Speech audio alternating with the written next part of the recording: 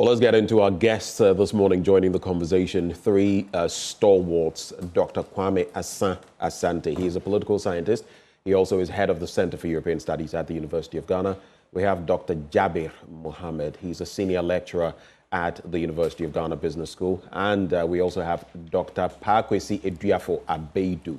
He's a development analyst. It's the day of the PhDs, right? Gentlemen, good morning.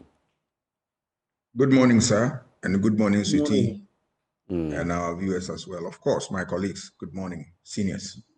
And as always, I would like to salute my former classmate, Dr. Mohammed, especially on his background. You know, I tease you all the time. Good to see all of you. Today I'm back to base. Yes. Last week I was in Tamale. Yes. Welcome back. Let's quickly get into Let's quickly get into our thoughts for the morning. Please make them bite-sized so that we can have ample time to discuss the main matters. I'll start with you, Dr. Mohammed. Any thoughts for us this morning? Well, this morning, as I said earlier on, I was in the north last week, and I observed two things from my district.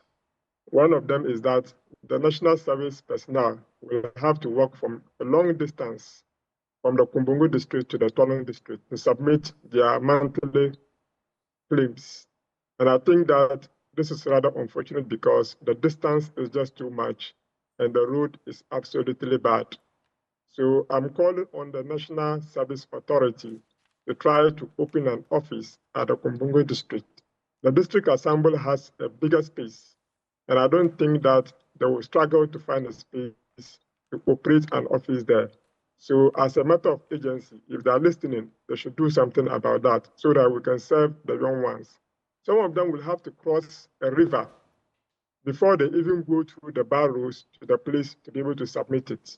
Can you imagine the ordeal they go through every month?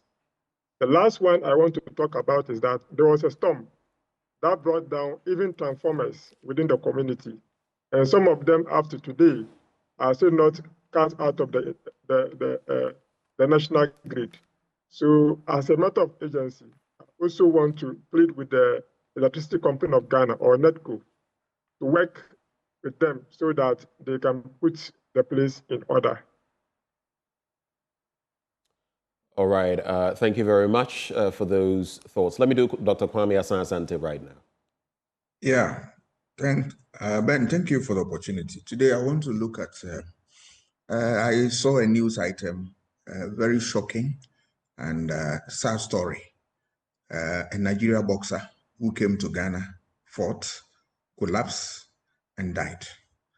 And reports suggest that certain things did not go well. There was no medical officer, which is a requirement in such, programs. There was no, test conducted prior the bout and all that. So I asked myself, who sanctioned that? It tells you that something went wrong. Ghana has been the home of for boxers. So when these things happen, it really dent our image. We need to get our bases right. I am happy, and I commend my good friend, the Minister for Sports, Kofi Adams, that he quickly set up a committee to go into it. I will urge him to follow the report and get to the conclusion so that at the end of the day, there will not be a repeat of this. Whoever was wrong will be told what he is supposed to know or hear so that we get our basis right. Thank you very much for those thoughts. It's been quite a while since this happened, I think over a month or so. But just to add on, I do know that on the back of that, the association, the Boxing Association, among others, they came through and said that everything had been done right. You mentioned that certain tests had not been conducted, but they said those tests had been conducted. So I don't know. I just want to put it out there so it doesn't appear. But in the end, as set up by the sports minister, we'll see how the investigations end. Thank you, Doc. Let me do Dr. Abeidu finally, please. Good morning, Ben, and good morning to my colleagues once again. I will touch briefly on the current the economic situation that we are having, specifically the cedi appreciation. What I want to say is that I think last week I talked about the need for us as a country, as a people, to tackle the issue of unemployment very seriously. Now, currently, we are looking at more than 30% of our labor population being either unemployed or underemployed. And this is a serious issue for this country. It's an issue of security. It's an issue of, drugs and so many other, risks that we face as a country. And so with the current dynamics in terms of our cedi's appreciation, I would urge the government to really look at, add my voice also. I think I've heard the IEA and other institutions talking about the need for us to look at the rail sector. And I want to add my voice to that, because when the cedi becomes very strong, as we are currently seeing, another dynamics also is that it makes import very easy. And when imports are becoming cheaper, what it simply means also is that local production is going to face tough competition in terms of pricing. And that will mean local production will suffer. Then when local production is suffering, what it means is that unemployment will be a problem, a difficult problem to address. And so I would urge the government to look at how we can leverage the situation, how we can actually take advantage of what we are having now, to look at certain areas that the cheaper import opportunity that is given us, or that the currency is currently providing us, can be utilized, explored, so that we can augment our domestic or local production in order to beef up the rail sector, so that we'll be able to address the teeming unemployment that we are currently having in the country. Thank you very much, gentlemen, for those thoughts. Let's get into the papers now. Sweetie, but you will start. Yes, I want to start with the Daily Graphic. There are a number of stories that I want to get into, so I'll summarize each of them briefly, and then I'll come to you, gentlemen, for your reflections. But on the front page, 2 years after EVAT, GRA slow to sign on businesses. Low compliance amid revenue leakage. And Graphic Ecobank Ghana Economic Forum happens today. Ministry launches new senior high school selection guidelines. And today's passenger, tomorrow's car owner. This is an ad. So I want to start from the story of GRA. And it's saying that more than 2 years after the introduction of the electronic value-added tax invoicing system by GRA, that is to streamline tax compliance and curb revenue leakages, many retail outlets, restaurants, and hotels across the country continue to operate outside of the system. And they're saying that in spite of the EVAT's proven record of ensuring significantly higher revenue collection, it is still not being rolled out in full. Out of about 1,000, give a number here, let me find it. Out of about tens of thousands of businesses registered, only a handful are complying so far. So that's my first story. Secondly, ministry launches new senior high school selection guidelines.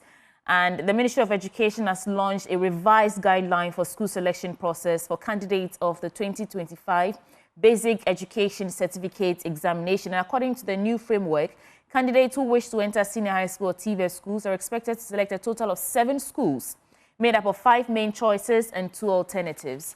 And they're encouraging teachers and parents to take particular interest in that.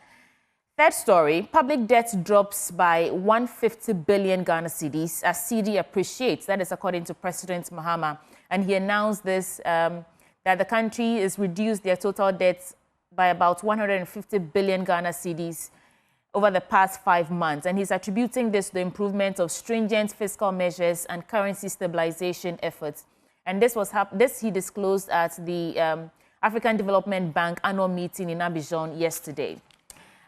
So last one, Parliament immunity not absolute, Speaker warns MP. Now the Speaker said there has been a noticeable increase in the number of official communications from law enforcement and investigative bodies directed at the House. Quote, our position on this is unnegotiable as Parliament. I will not stand by, while members are subjected to unlawful or politically motivated persecutions. But neither will Parliament offer protection to those who seek to misuse its privileges to frustrate legal investigations. And so that's where I'll end. Of course, Black Stars and Super Eagles lock horns today in a renewed rivalry, and we are looking forward to, emerging as winners today at the end of that game. I want to start with you, Dr. Baidu. How do you rationalize these stories coming out this morning?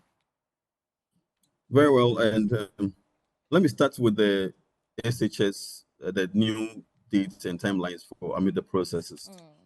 I think that earlier this year, one of the bigger forums that was organized by the government was the Education Forum, where the idea was to review the education sector in its entirety and to streamline a lot of lapses that we had or we've been having in the past.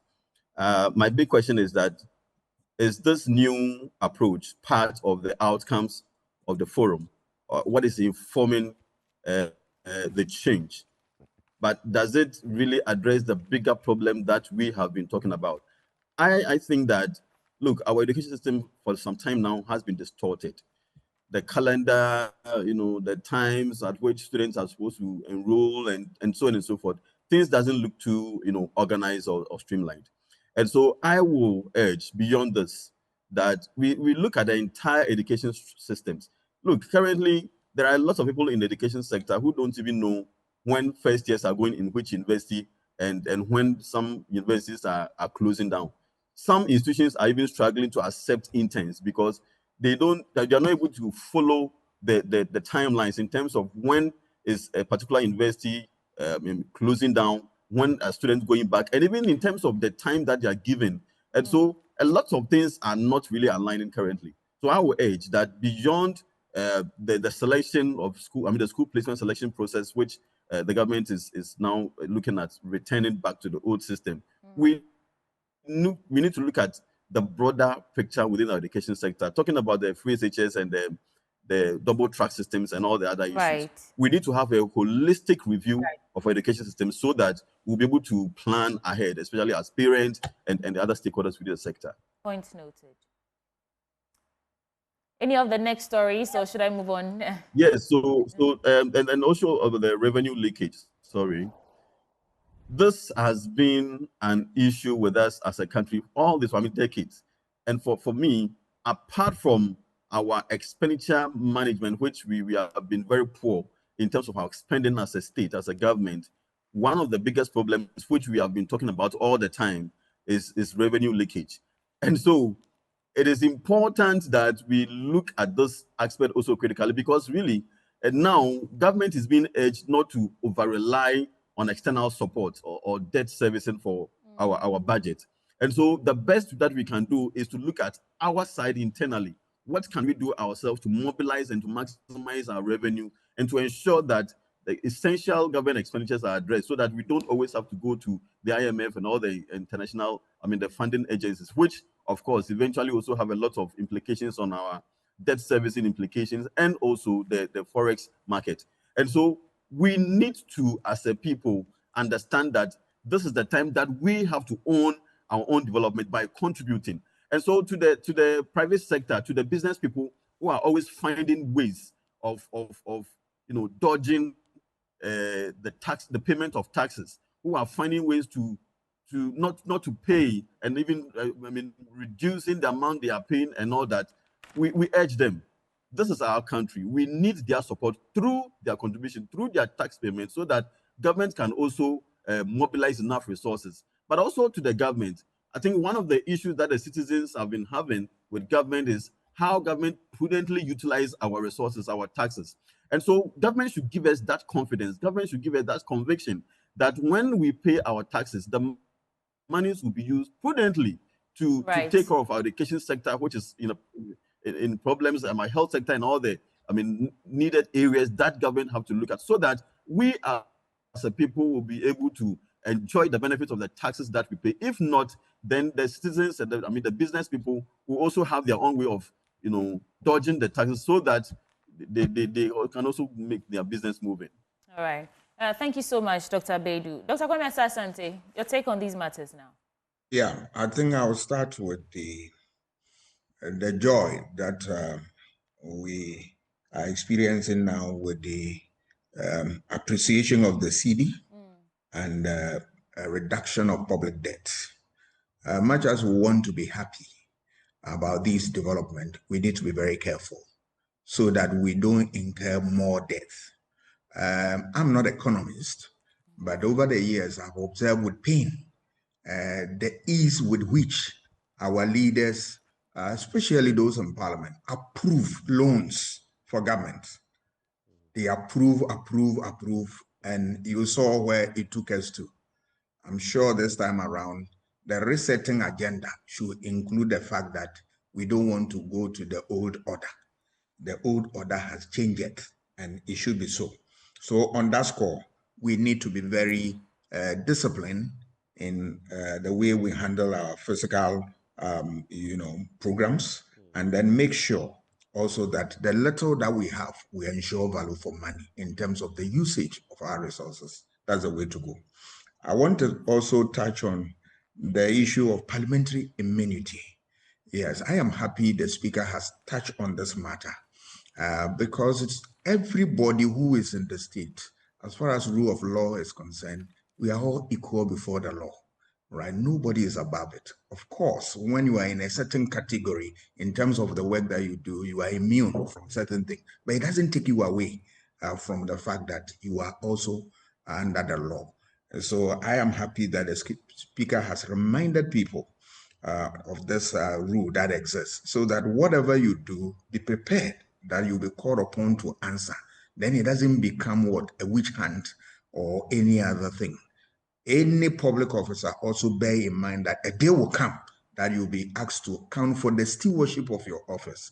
And when it is done within the framework of the law, it should not be misconstrued to be anything negative. Then I'll touch before you move on, how do you make sense of what the Speaker said? That there's been an increase, a noticeable increase in the number of official communications from law enforcement and investigative bodies directed at the House, either asking for leave for a parliamentarian to be questioned or something. It looks like that number is increasing.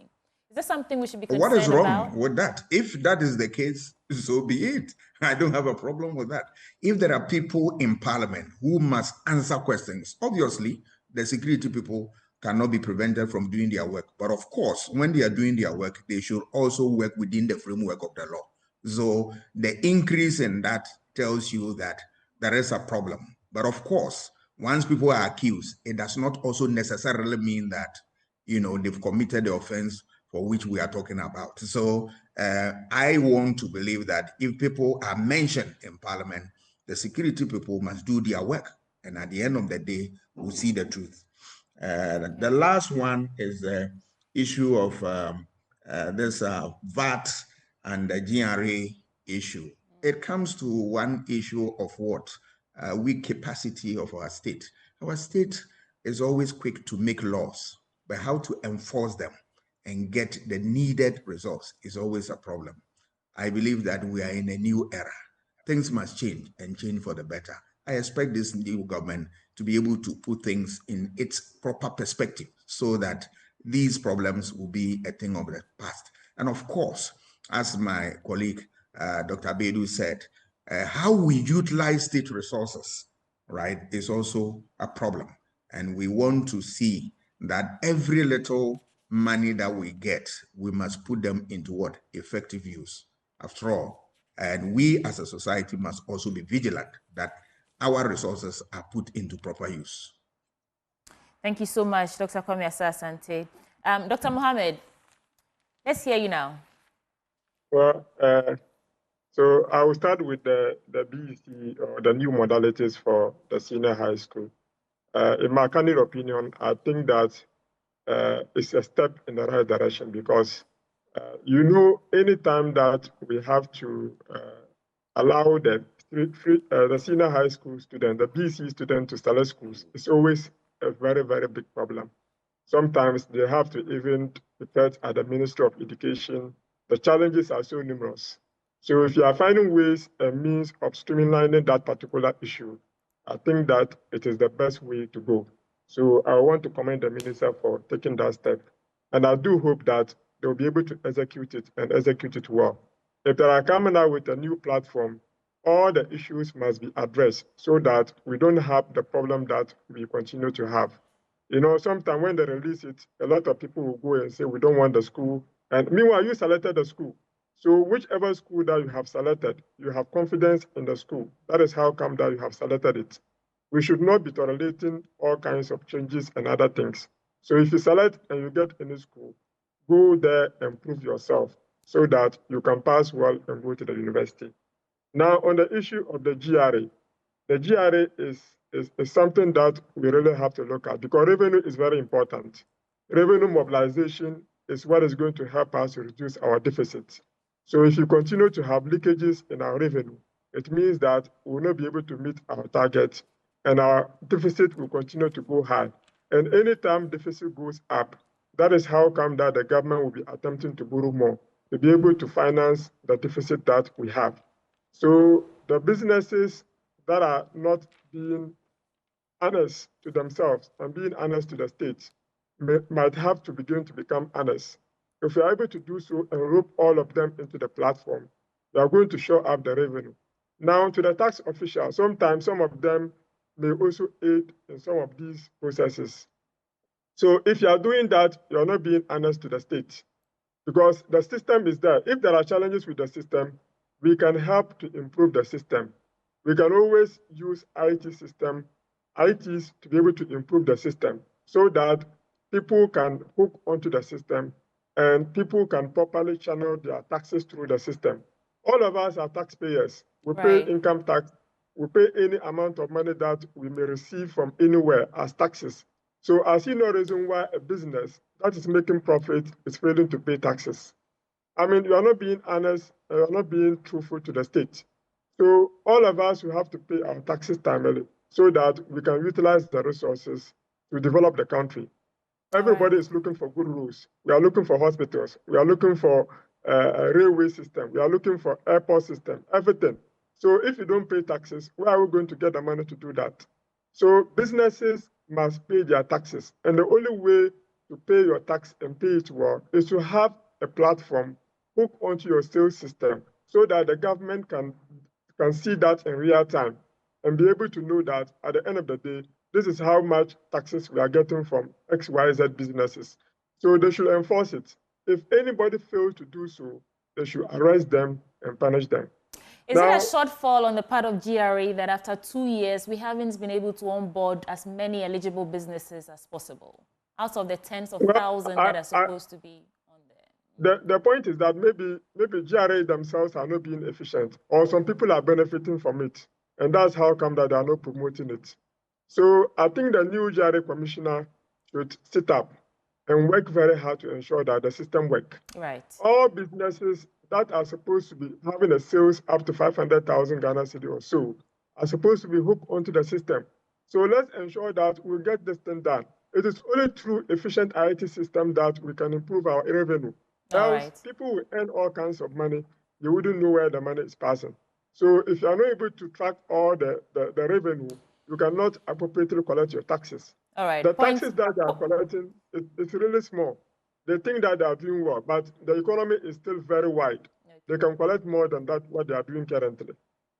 Now, for the issue of the public debt, the point is that, yes, the appreciation of the cedi is going to help you to reduce the quantum of money that you owe. But that doesn't give you the license to continue to go on borrowing spree. I think that they have started very well by ensuring that they have a very strong physical coordination between the Bank of Ghana and that of the Ministry of Finance. If the Bank of Ghana began to do expansionary monetary policy, and they also do expansionary fiscal policy, we are going to go back to where we came from. So the coordination should be there. It shouldn't give them the licenses, as earlier on said, to continue to add or pile on more debt. It should be an opportunity to begin to service our debt now so that we can continue to reduce the debt stock. Because external debt, as we stand right now, is about almost 40 something or 45 point something %. So this is the time to begin to exercise the right to reduce your external debt by paying up some of the debt, because now you have an appreciation of the cedi. So the difference that we had. Doc, you have to wrap on this point for me. You've exhausted your time. $1 billion, that $1 billion, 150 billion Ghana cedis. We can use that to service the debt so that we can reduce our external debt as it currently stands. All right. Thank you so much. And Benjamin, want to come in? Gentlemen, I'm going to do 2 papers out of my 3, and I would encourage that you walk along with me pretty quickly so that we can exhaust the stories. But let me start with this comment sent through by Reverend Lati. He says, and it's on the back of some of what was in the papers yesterday. Good morning. My question this morning is this. The nation woke up upset to learn that ECG containers containing expensive wares were lost at the Tema port. What happened? What really happened if the containers have been found? And we need to get to the bottom of who stole. Yes, stole. Those that ended up north where people were smelting and all of that. Who stole? Who was in the process of stealing? What was true? What was not true? And we need to sanitize it. So, and the reason is we don't want this to happen again. So we need to know what happened. And that's it. But let me get into the Ghanaian Publisher newspaper. President Mahama endorses Margins ID Group. KGL boss grabs CEO of the year again. Use technology to enforce tax laws. Experts advise government. I believe we've done that story already. Dr. Asante pushes for African Energy College. Washington embassy closure. Minority slams Ablakwa's infantile decision. Let's get right into the stories. I'll start with... let me start with the Washington issue. It's on page 8. And as the story goes, Member of Parliament for Kaikwe Central, Patrick Yabwama, has slammed Foreign Affairs Minister Samuel Okudzeto Ablakwa for what he calls a tactless decision to abruptly shut down Ghana's embassy in Washington, D.C. over allegations of corruption. Honorable Bwama, speaking in an exclusive interview at his office, said while rooting out rot within the Foreign Service is necessary, the manner in which the closure was handled has harmed Ghana's international image. He expressed dismay over the public announcement by the foreign minister on social media, stating that the decision lacked political prudence. That's what he says. In any case, it was some specific units that had to be shut. As far as I know as well, as of sometime yesterday, it had been reopened. And in case, gentlemen, you've not followed the story, some staff there, I think since 2017, had created a pseudo website linked to the official website, and they had been collecting money unofficially, charging people $60. And that had gone on for years. And now it's been found out. Then let me get to some other stories. I want to do the one on the CJ. Tokonu cries foul over violations of constitutional rights, and suspended Chief Justice Gertrude Arabai Saki Tokonu has filed a supplementary affidavit before the Supreme Court seeking an interlocutory injunction to halt ongoing proceedings by the Presidential Committee set up to investigate petitions against her. The Chief Justice is asking the Apex Court to intervene to stop what she described as a mockery of justice and a ruse to remove her unjustifiably from office. There are lots of details. She talks about the fact that she thinks the committee is hostile to her. She says her lawyer has not been granted certain privileges. She's not been allowed to go in with her husband and all of that. And on the back of that, she says she's being treated worse than someone who is even a criminal. There have been responses to that, however. Then there's a story about privileges, not impunity. Speaker Bagbin fires MPs. We've already taken a look at that story. I will also look at this one and pause here for your reactions. So 3 stories. You don't have to react to all of them, but you can, if you will. Please be brief. Police constable allegedly defrauds 197 in recruitment scam. An Achimota District Court has issued a bench warrant for the arrest of General Constable Samuel Appiah with service number 58577 for allegedly defrauding by false pretenses.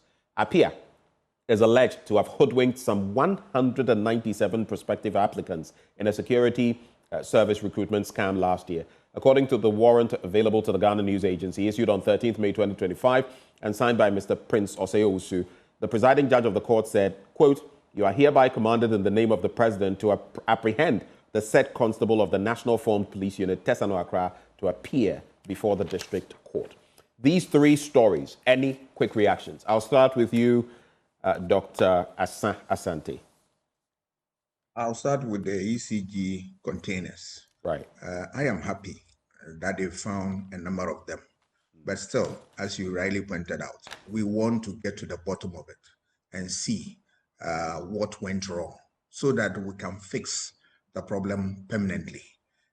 This thing is not only peculiar to ECG, things getting lost in public offices.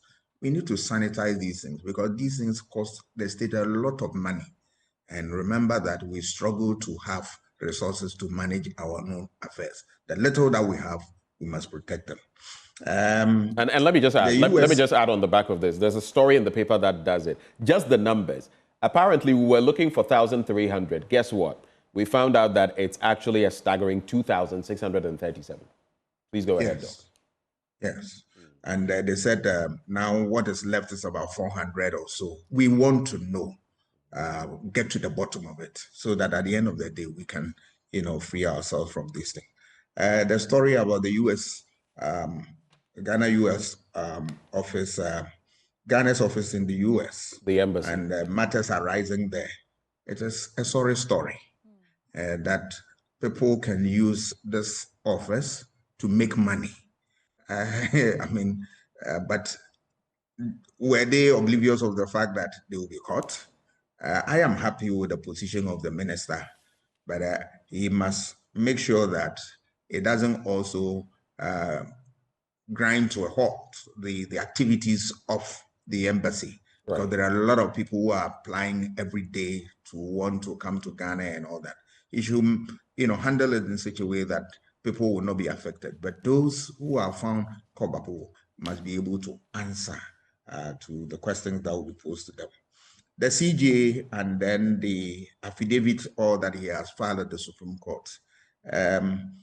Today, I'm sure we're told that the exchanges will go on at the Supreme Court. We are all glued to our sets and then also looking forward to the media to update us about the goings on in the Supreme Court. So I'll leave it with the court where it's an appropriate forum. Right. They would discuss it and then they will share the information. We'll know what's happening.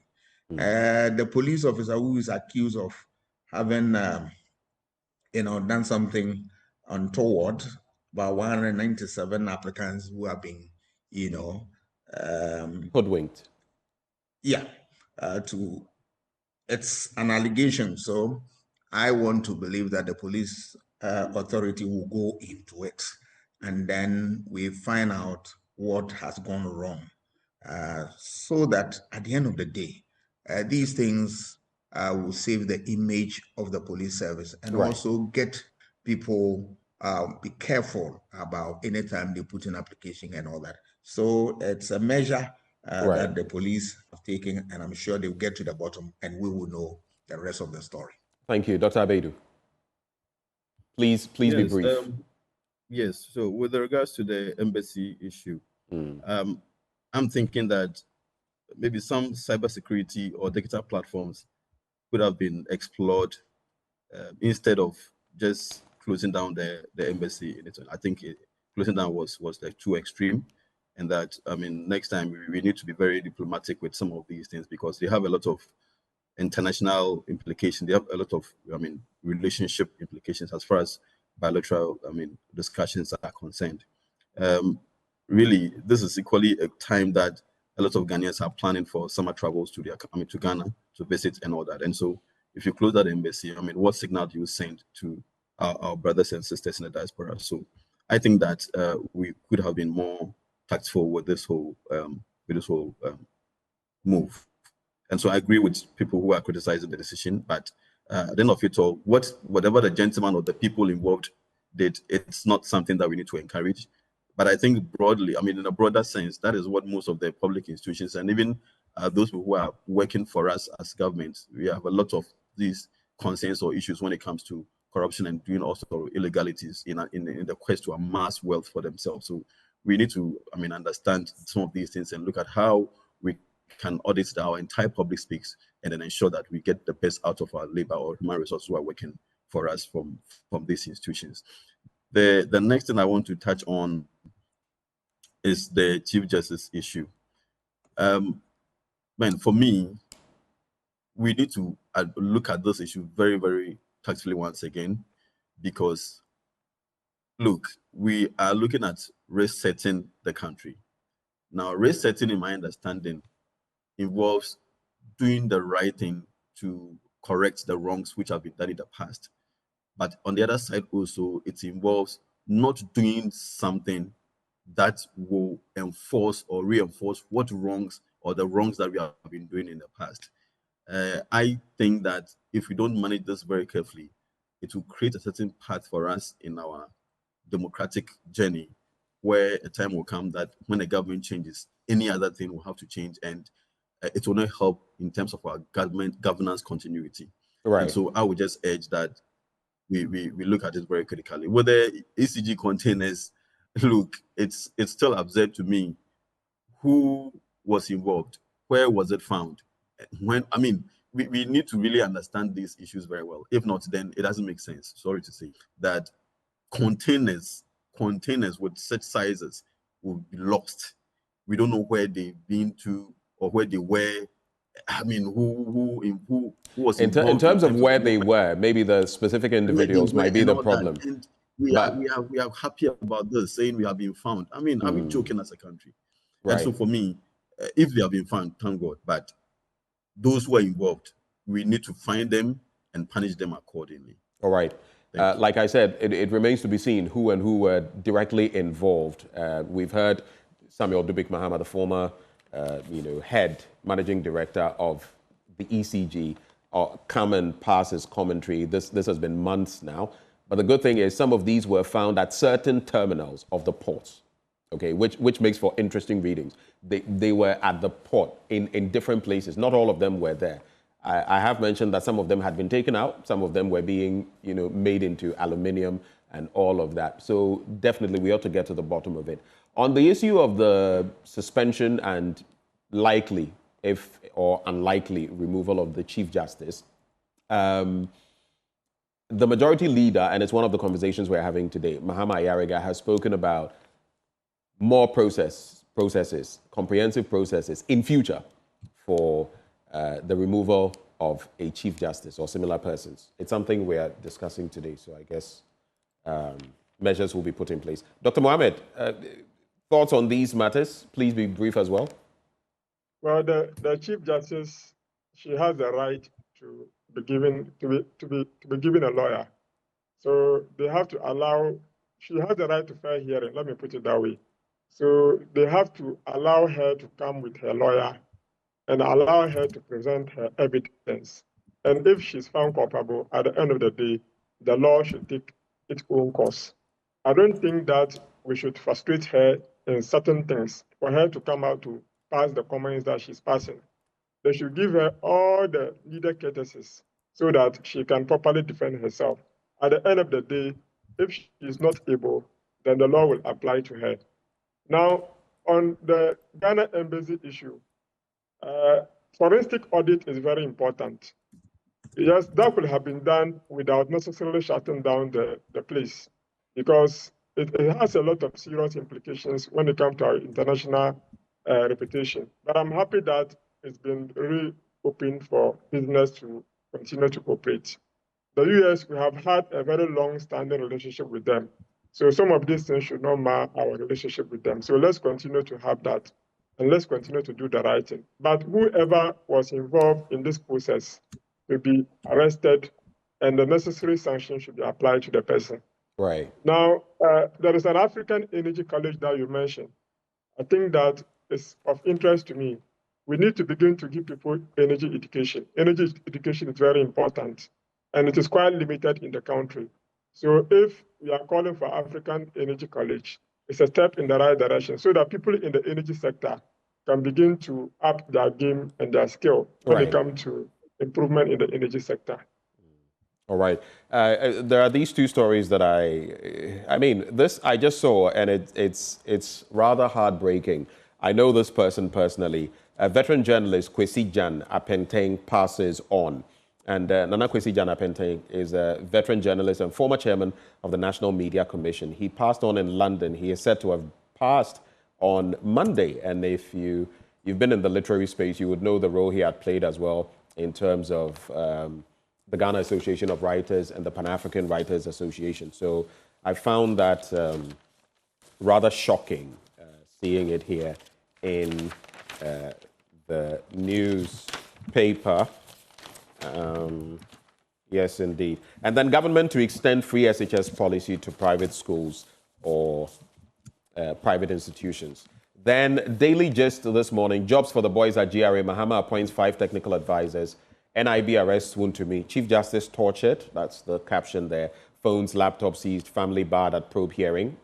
Minority demands answers over ECG missing containers. Some of the issues we've done already. So, gentlemen, I'm not going to read any further. If there's any follow-up, a quick follow-up based on what I've said, in 30 seconds, you can do that, and Sweetie will do the rest of her papers. I'll start with you, Dr. Mohammed. Well, the free senior high school to private institution is a good step in the right direction so that we can mop in other schools so that the placement can be done and done properly. Right. Thank you. Dr. Sansante, as an academic as well, what's your take? You would have to unmute. Yeah, I think I will look at the sad story of Major Janga Benjamin. He has paid his due. He has really worked for journalism in this country. So it's sad that we hear this story. But we are with the family and we support them. The young people in journalism, I'm sure they will emulate the good things he has done for journalism so that we will all work and contribute our quota to this beautiful industry. Right. All right. Dr. Abedu, do you have anything to say or should we move on? Yes, so I will touch briefly on the Chamawun to me's issue with the CID and the Yoko.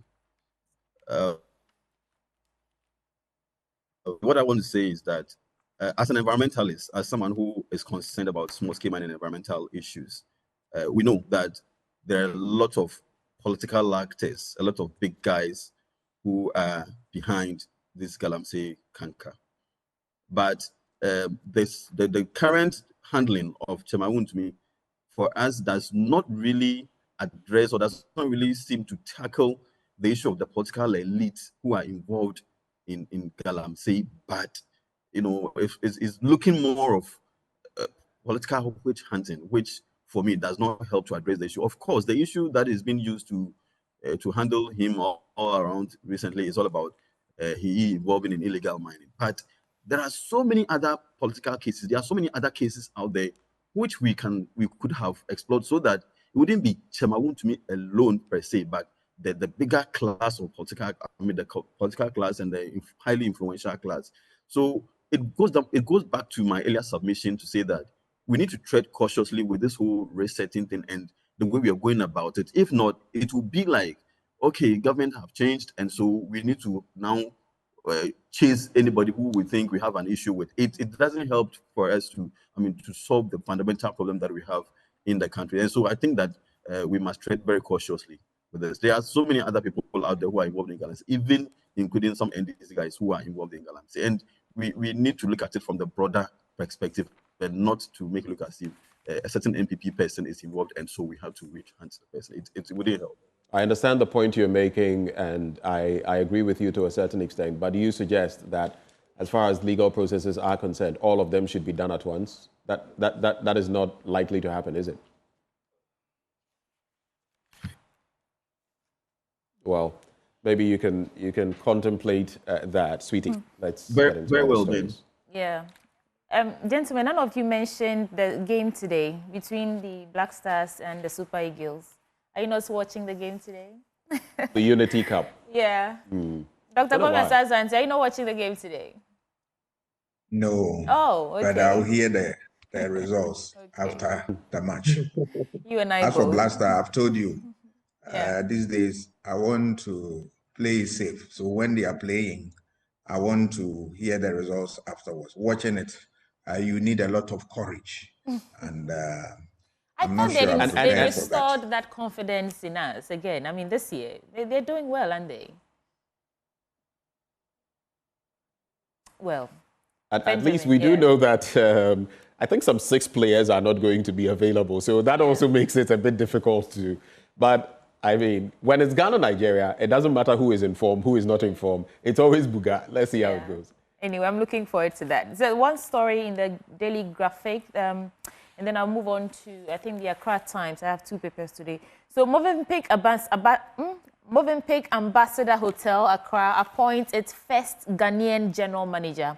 I think this is newsworthy. Movenpick Ambassador Hotel, Ghana's leading international five-star hotel, has appointed Mr. Isaac Okpotieje as its first Ghanaian general manager, marking a significant milestone. Now, this hotel has been open since 2011, I think.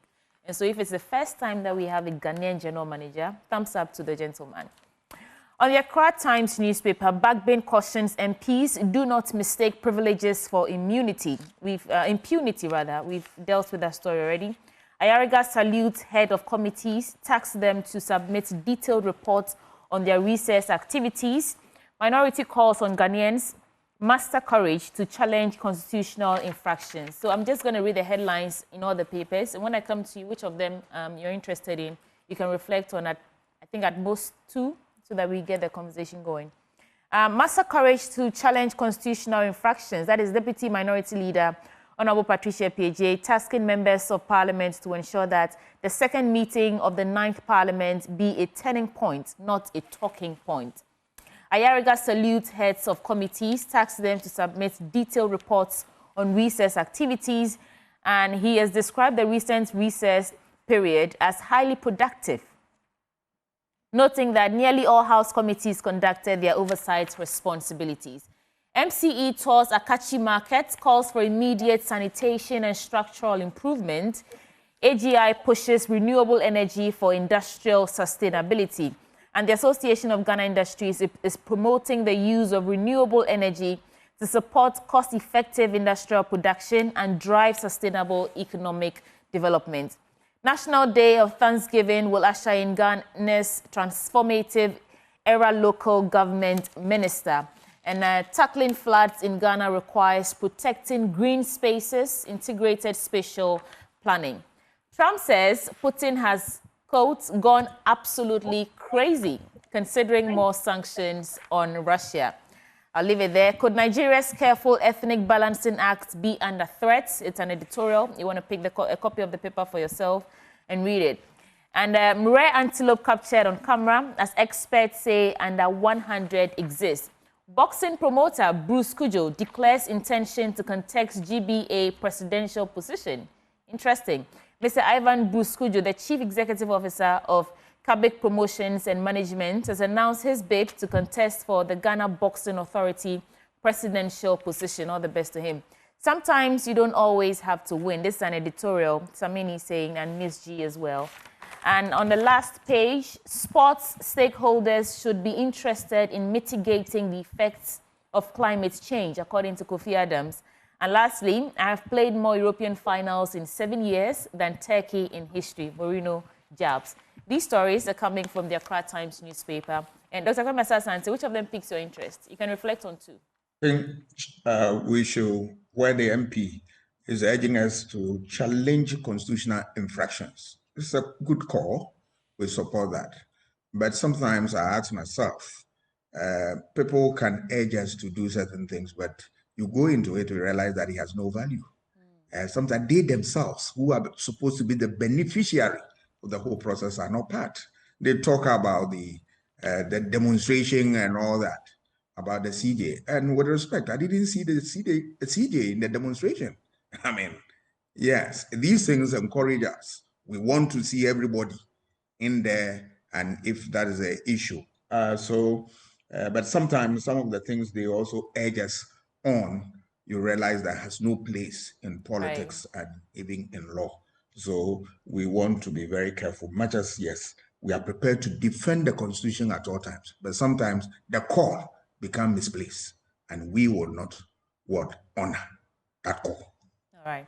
And I'm sorry, I said two, but we have to do one each because our time has just run out. So let me give the baton now to Dr. Mohammed.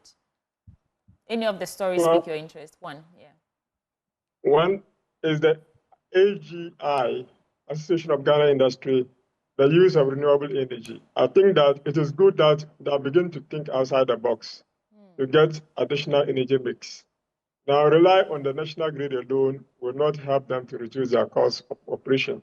So if they are now thinking of coming up with renewable energy, that's the best way to go. Now, I will urge them to do more biofuel and other related energy so that they don't also end up shoring up their costs, because some of the renewable energy packages are extremely expensive, and also disposal becomes quite dangerous, especially the use of batteries and other things. Right. So they should rather concentrate more on biofuel, and that can help to, minimize the cost of operation and also be able to increase their profit margins. Thank you so much. Dr. Abedu, you have the final word. I mean, for my set of papers at least. Yeah, very well. I will just touch briefly on the green spaces. Look, our environment, Accra and most of our cities are very hot, temperatures are very high because there are no green spaces. There are so many houses, lots of houses in Accra that you don't find any tree, being it edible or whatsoever. People are thinking of pavement, tiles, instead of looking at gardens and other things which could have help help with the greening of our environment. And so for me, we need to really consider green spaces in our spatial planning. World Environmental Day is coming very soon, next month, I think 5th June. People should take advantage, plant trees around your houses, and make sure your spaces are green, because it will help us to fight climate change. It will help us to have good air to breathe in. It will help us to sustain our environment. That's the little I want to touch on. Just be mindful about it, and let's have green spaces around. Thank you, gentlemen. I shall wrap with the Chronicle newspaper with just one story. Cocoa smuggling business booms on Volta Lake. NIB Customs collaboration leads to arrest of offenders. And on page 3 of the paper, it says, the National Investigation Bureau in Volta region, in a daring operation, has successfully intercepted a tipper truck concealing 20 bags of cocoa beans bound for the Republic of Togo. According to a highly placed source at the NIB headquarters in Accra, who preferred anonymity, intelligence to the unit was to the effect that the cocoa beans were obtained from the eastern region, transported on the Volta Lake by outboard motor-propelled canoes, and discharged at Kwebe in the Volta region. Subsequently, the tipper truck went to load the cocoa and was heading towards Ho and subsequently to Honuta, where it would have crossed the border to enter the neighboring Francophone West African state, Togo. I'll give you 30 seconds, in fact, 20 seconds each, gentlemen. I'll start with you, Dr. Abedu. Yes, Ben, cocoa smuggling is a big issue. All our borders, from the east, the west, cocoa smuggling is been an issue for some time now. Right. Look, the problem is that the incentives out there in terms of pricing is good. And so as far as the incentives are good, they will smuggle it out there so that they can get good prices. There have been a number of increments locally, have there not? Yes, even comparatively to Cote d'Ivoire. Exactly. So that we can have good prices. When you have good prices, there'll be no motivation for the farmers or those involved to smuggle the good outside the country. All right, thank you. Dr. Asan Asante. I think Cocoa Board must set up and work these things so that we deal with this issue once and for all. I know Randy, I have trust in him. He will work out and make sure that we deal with this. Recently, he touched on problems with Cocoa Board. I was so surprised. Right. But that is another conversation for another day. We urge him to do the best, because this is an organization that we can get a lot from.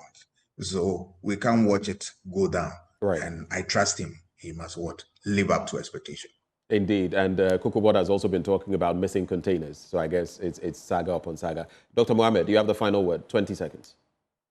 Well, it's just about ensuring that we have the law of one price. Whatever price it is in Cote d'Ivoire must also be in Ghana. Right. If we are able to do that, we are going to resolve the problem. After all, cocoa is our mainstay. So why don't you do that? Add value to it and get the maximum benefit out of it. Thank you so much, gentlemen, those who joined us for this conversation. Dr. Kwame Asante, he is head of the Center for European Studies at the University of Ghana, also a political scientist. Dr. Jabir Mohammed, senior lecturer, University of Ghana Business School, and Dr. Pakwesi Eduafo Abedu. He's a development analyst. Gentlemen, we salute you. Thank you for your time. Thank you. Right. Sweetie? Yes, that wraps up the news review segment on the AM show, but you know, there's still more coming your way right here. We'll be right back after this break.